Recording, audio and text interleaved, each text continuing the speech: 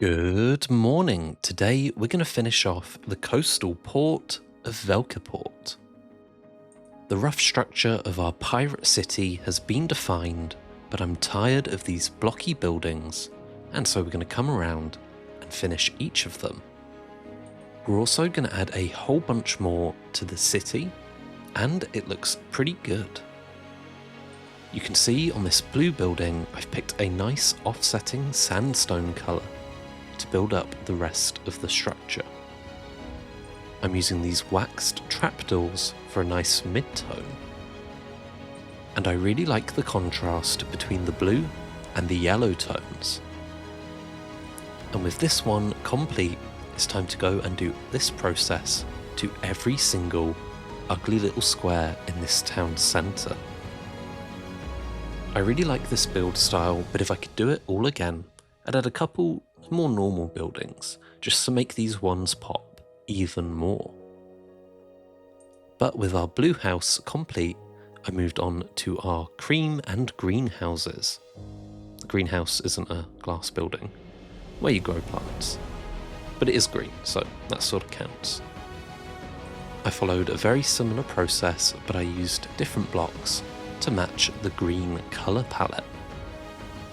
I went for the brown of mud bricks and spruce gates to offset this green tone. And that looks a whole bunch better.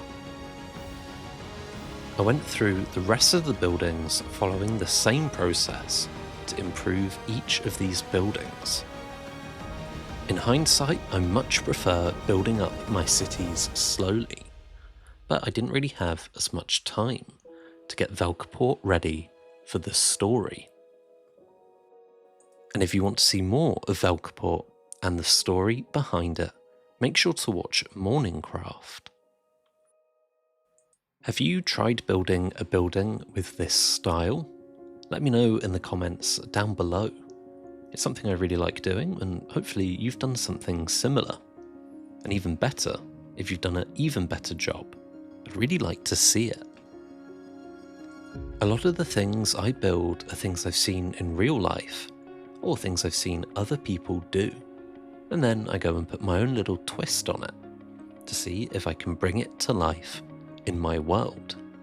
It's one of my favourite things about this community, and when I say that I mean the Minecraft community, is that everything sort of builds on top of each other. Someone makes a mod, and then you get an awesome mod pack a few weeks later. Someone builds a texture pack, and then somebody else will build shaders that go really well with it. And when you see how far the game and the community around it has come since it's sort of started, or at least when I started playing, you really get this sense of, it's almost like a patchwork blanket. It's just been repaired and improved hundreds and hundreds of times. But no matter how much it changes, you can still see the work of everyone who's had sort of a chance to add to it. But now I've moved on to my favourite part of Velkiport. And since they travel the oceans, these people would need to be pretty good with maps.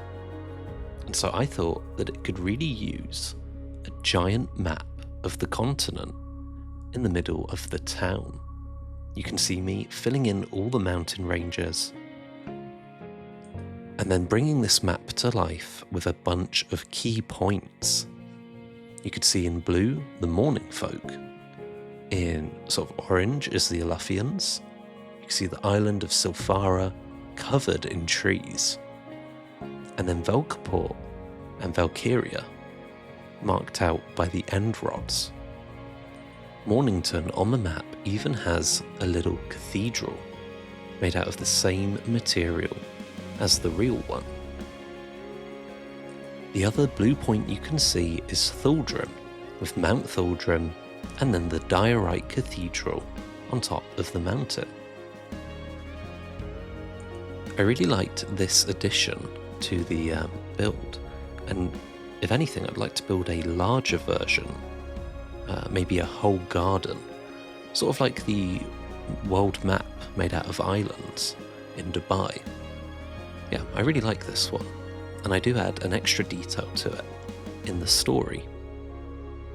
But there we have it, that's my favourite part of the build. And now we can get on to finishing off everything else in Velkiport. That mass of end rods there at the end of the continent symbolises Valkyria, which is actually the capital of the Pirate Kingdom. Velkiport is more of a strategic port that gives them reach onto the other side of the continent. We have Arborith with the mud bricks there, and Xandor with the end stone, and then the two lights next to Velkiport. One of them, well, the mossy brick one, that's the Iluthian capital, Olafholm. But with our map and our geography lesson complete, I got back to work on the buildings. This time I made one using iron blocks, and then I went to work on a whole bunch more of them. It's the little details like this that make a build amazing. It's not all about the big cathedrals, but the little details everywhere around. One of my favourite things about the way I build is sort of getting to detail things and sort of knowing the story as I go. When I first started Mornington, I had all these stories in my head of why they were doing certain things. And then I thought I should probably just make the story so that everyone else can see it. If they build a guard tower or walls, there's probably got to be some kind of threat somewhere else in the world. If they build a cathedral or a church, then there's some type of god that they're worshipping. And if they build courthouses, then there must be some kind of judge and some kind of criminal. The courthouse in Mornington was where I started the story, and they called in Judge Tassism.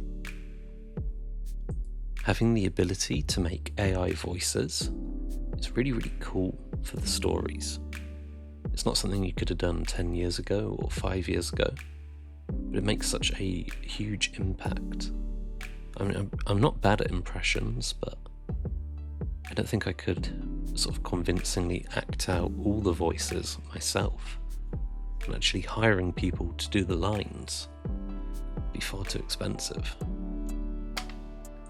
Obviously, I can never really hit the same cadence or emotional depth that you can with a real voice, but I think for the story, it works, for now at least. But you can see, after detailing the centre of the town, I added in a bunch of trees to really enclose the city. And as rain poured down, I began to add ships into our harbour, which did mean that I flooded everything all over again, which wasn't great, but it happened. But with the ships added, I feel like we can finally close the book on Velkiport. Well, not really, we still have to do the stories. But you'd have to watch Morningcraft for that, which you should. And now with all these chimneys, all these builds, and the absolute tangled mess of the reef, I've got to say, I'm quite pleased with Velkiport.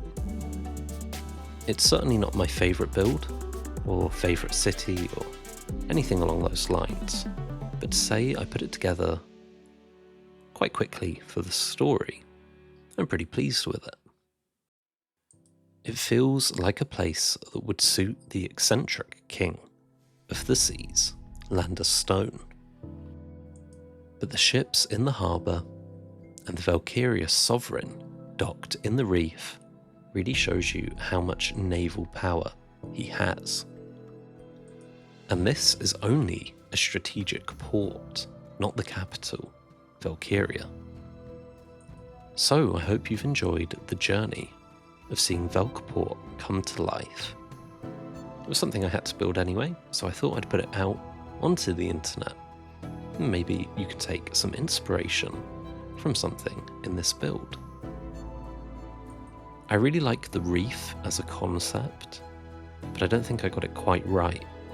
I'd like to build sort of a mountainside like it, but rather than having almost shipping container-like blocks, I'd love to have sort of actual houses, something like the Amalfi Coast. I'd love to do something like that. I probably will at some point, but it's not something you can rush. I've learned that when doing the reef.